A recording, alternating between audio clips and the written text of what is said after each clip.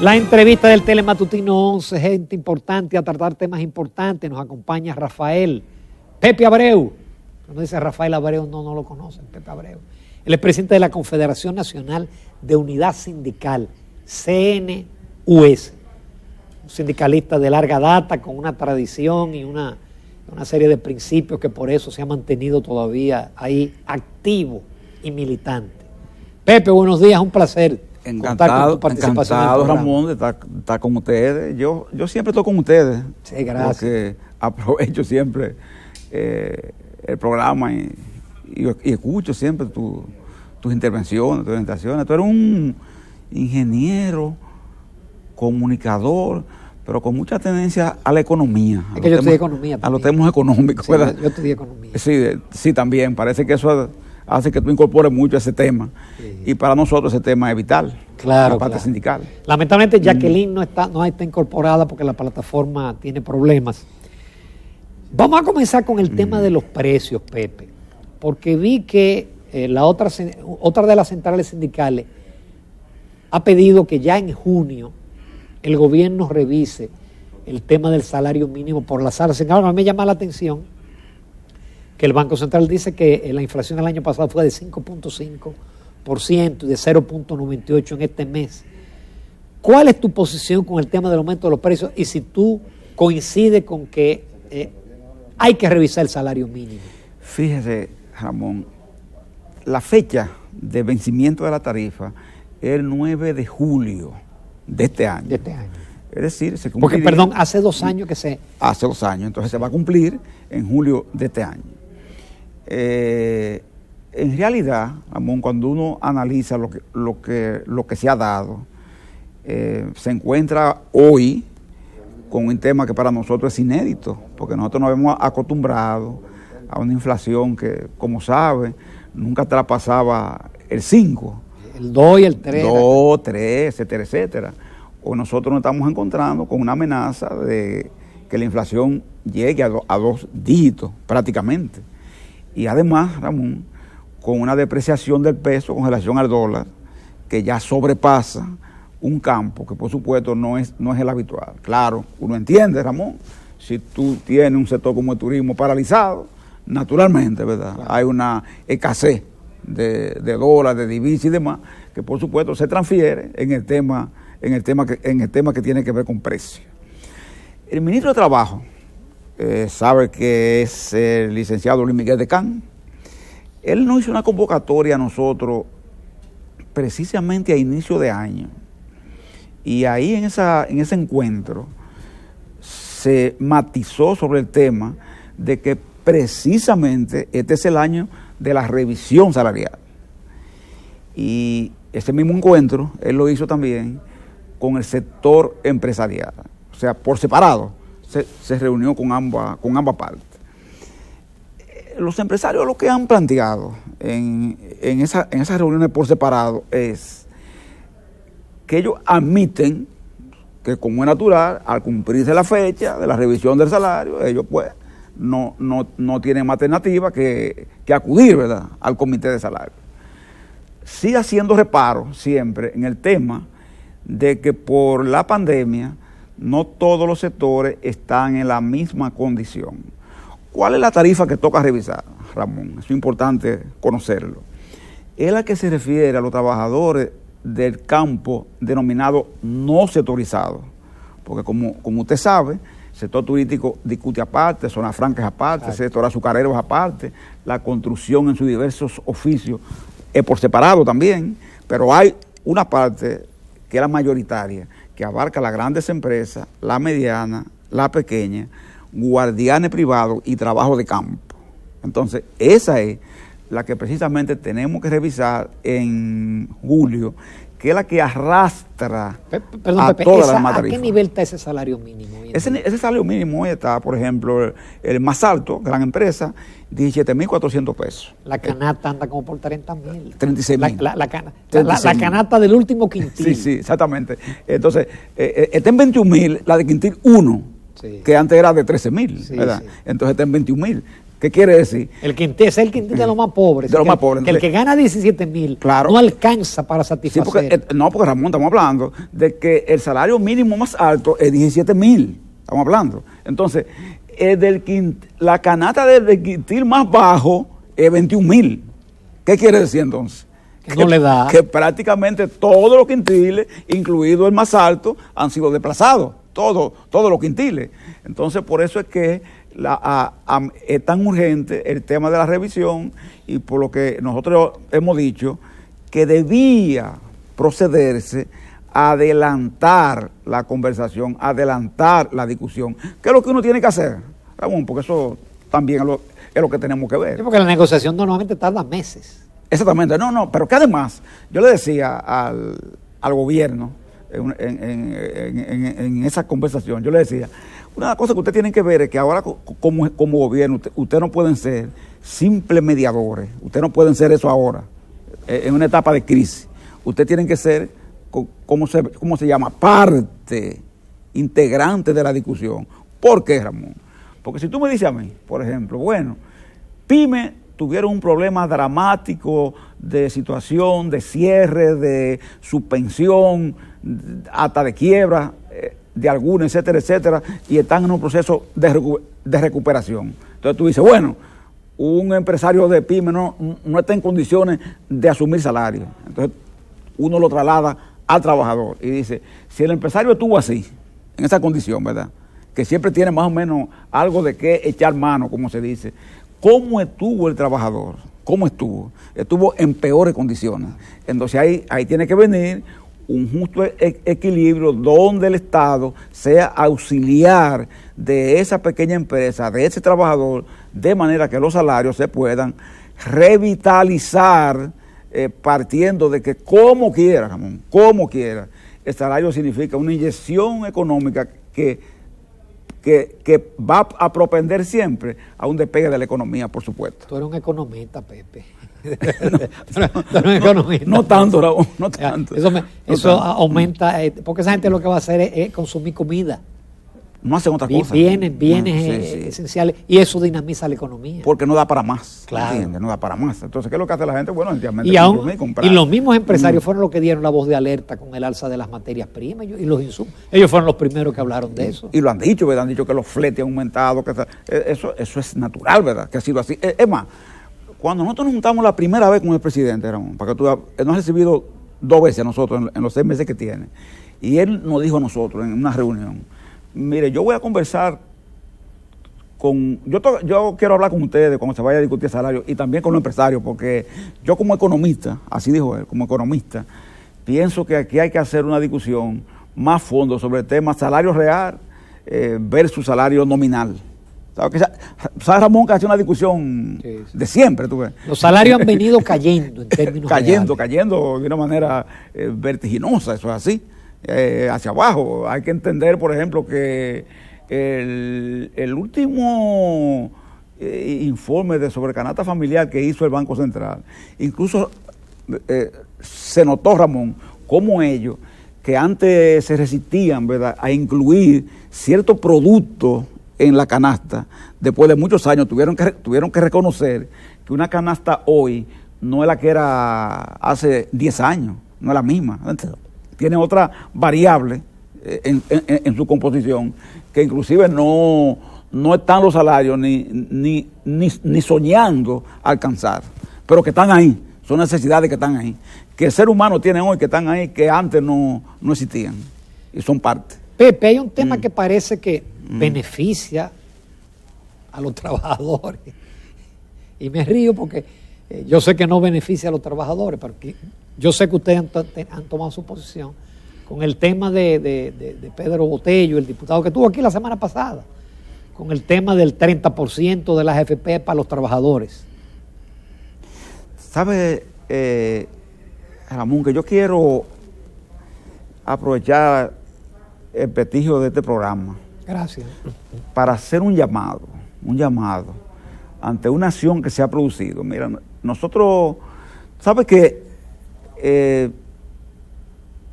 En 3 ocasiones el legislador Botello se ha visto envuelto en una serie de temas en La Romana hubo un episodio que salió en redes de una bomba que estalló cerca de él, como dijo él.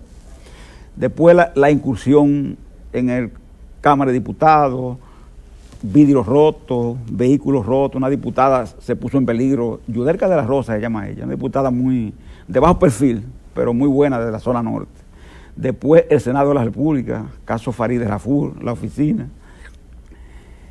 En mi caso, del litoral de él, a mí me han llegado ciertas amenazas de hacer una cosa, hacer otra contra mí, por la postura que nosotros hemos mantenido frente a eso. Si ustedes rechazan. Sí, pero yo quiero advertir por aquí, Ramón, lo siguiente. Mire, señor Botello, cuando ladra al perro se castiga el amo. Yo he pagado mucha cuota a la vida y por tanto no temo. Ahora, si ocurre algo, no vaya usted a decir que fue una acción de infiltrado. Tiene que ver con usted. Y quiero decir lo siguiente. Esa propuesta se rechaza no por un capricho de nadie, ni porque uno tenga vínculo con AFP, ni mucho menos. Todo el mundo sabe, Ramón, que nosotros cuestionamos el sistema de seguridad social y que tenemos un anteproyecto de ley en el Congreso que están suscritos por 17 diputados de toda la corriente política, donde aspiramos a sustituir inclusive el sistema de seguridad social por uno más inclusivo. Y decimos, sencillamente usted distribuir el 30, el 15% de esos fondos de pensiones, como dice Ramón, estratégicamente en lugar de beneficiar, perjudica. ¿Por qué? Porque un sistema de pensiones, de seguridad social, tiene que estar y apuntar hacia la protección de la persona en la vejez, en la edad avanzada, por cesantía, en la discapacidad, en la sobrevivencia, etcétera, etcétera, etcétera. Es el rol de un sistema de pensiones. Entonces, uno tiene que ser responsable en el sentido de que de 12 países que en América Latina tienen ese sistema de capitalización individual, solo en 2, Chile y Perú, se ha acudido al sistema de la devolución como forma de paliar la pandemia. Y ya en Chile, Ramón, que es un país estable, el ministro de Hacienda admite en Chile que 3 millones de trabajadores se han quedado sin reserva, Ramón, sin reserva, para su pensión del futuro. Entonces, la persona, Ramón, por eso es que tú dices que la gente a veces no entiende y cree que le ayuda. Cuando es joven, no entiende que un día será viejo. Y que cuando llegue esa edad de la vejez, si no cuenta con un recurso mínimo que le permita apoyarse y tener quien le supla esa necesidad en la edad de retiro, esa persona se convierte sencillamente en un desperdicio humano, en una carga para la sociedad. Entonces, como eso es así, un congresista responsable, como los 17 que encaminan nuestro proyecto, lo que están es dirigiendo su esfuerzo al cambio en la ley, no pura y simplemente a una distribución. Aunque, Ramón, hemos dicho, hay casos en que se pueden hacer devoluciones, nosotros lo hemos dicho, pero no en la totalidad. Hemos dicho 4 campos en que se pueden hacer devoluciones, están ahí, se han planteado, pero no como lo plantea el señor Botella. Pepe, ustedes manejan datos. ¿Cuál es realmente la situación del empleo, del desempleo? Porque si uno se atiene, por ejemplo, en estos días la Fundación CRES dijo que en la Tesorería de la Seguridad Social hay 302,000 menos cotizantes que al momento que se detectó la pandemia. Sin embargo, hay informaciones del Ministerio de Trabajo que hablan de una recuperación del empleo, que apenas quedan 100,000 empleados. Realmente, ¿cuál es la realidad desde la óptica de ustedes? Sí, lo que pasa, Ramón, que a veces insistimos en engañarnos nosotros mismos. Y precisamente al ministro nosotros le decíamos que había que tener cuidado, Porque mira, la cifra de suspendidos a veces es fácil de determinar. Tú dices, quedan 65,000 suspendidos. Exacto. Ok, es fácil porque están los empleados del sector turístico, formales, que están ahí registrados. Ahora, el desempleo y la gente que su contrato de trabajo en este momento quedaron sin efecto, son difíciles de establecer por lo siguiente. Mira, el trabajador del sector privado, Ramón, tú lo conoces, tú sabes que el trabajador del sector privado, que lo único que reclama es sus prestaciones, nada más. Cuando el trabajador del sector privado le dan su chelito, como ellos dicen, deme mi cuarto, y usted lo despachó por ahí y se fue, con su cesantía, su cosa paga. Ese trabajador no hace reclamo, sencillamente se va, no hace bulla, no se va a un medio de comunicación, ni hace nada. ¿Quiénes son los que protestan? Los empleados de los ayuntamientos, que lo despachan y no le dan un chele, los empleados del sector público, que lo tiran a la calle y no le dan nada, entonces esa gente protesta, pero el trabajador del sector privado sencillamente se queda callado. Entonces, ¿qué pasa? Esos 300,000 que creen nota, en realidad son ciertos. ¿Por qué?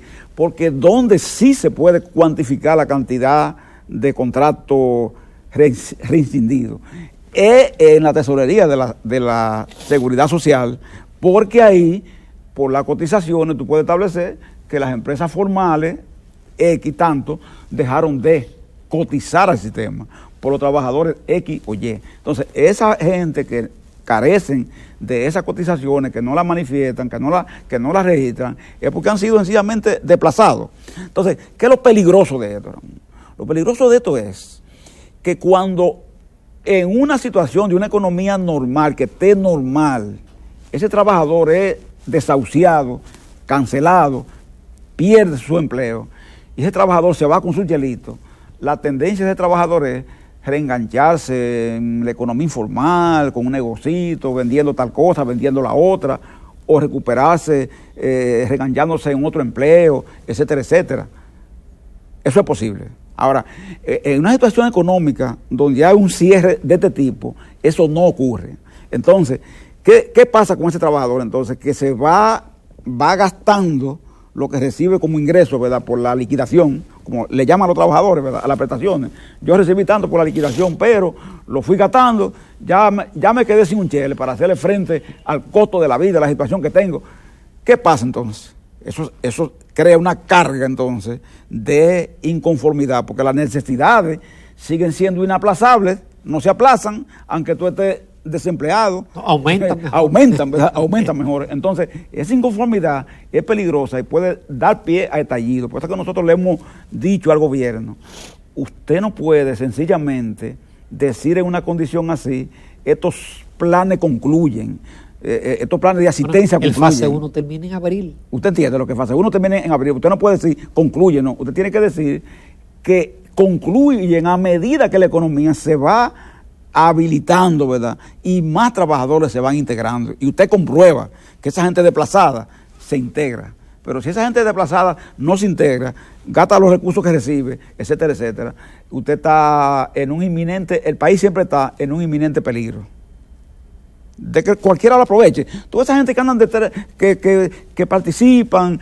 en el tema ese de la devolución del 30, aquello que muchos de ellos están motivados por esas desvinculaciones que se han dado, ¿entiendes? Entonces, al tener unos fonditos en el sistema de pensiones, le dice, mira, tu dinero está ahí, si te devolvieran ese 30, tú estarías en mejor condición. Bueno, una gente calcula, yo tengo 300,000 pesos ahí en mi fondo. Bueno, si me devuelven el 30, ¿entiendes? Aunque no es un gran monto, como yo no estoy recibiendo nada, es más tener algo que nada. Bueno, pues yo quiero ahora recibir ese 30. Entonces, esa persona se suma a cualquier acción, a cualquier lucha, urgida por la necesidad que tiene. Por eso también hay que entender esa parte y tratar de a eso darle respuesta, Ramón. Pepe, finalmente no se ha vuelto a hablar del encuentro de la negociación tripartita con miras a modificar el Código de Trabajo, la ley del Código Laboral.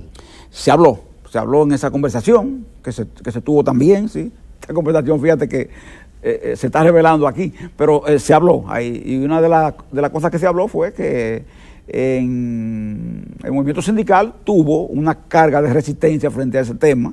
En aras de la verdad, hay que decir que el movimiento sindical ha planteado que en lugar de la posición que nosotros asumimos por tradición, que era prácticamente cerrar, poner una barrera a la discusión y cerrarla, ahora debemos hacer una apertura, porque la verdad, Ramón, ha habido un cambio en el mundo, el trabajo no será como ha sido, hay ciertas áreas de trabajo que antes no se utilizaban, eran inexplotadas prácticamente, hoy lo están siendo, ¿verdad? Y ante esta nueva situación que se ha creado, uno tiene áreas del código que tienen necesariamente que discutir. Algunas que serán siempre para nosotros prácticamente innegociables, pero hay otras que necesariamente tenemos que conversarlas, discutirlas, y el movimiento sindical está abierto a esa posibilidad.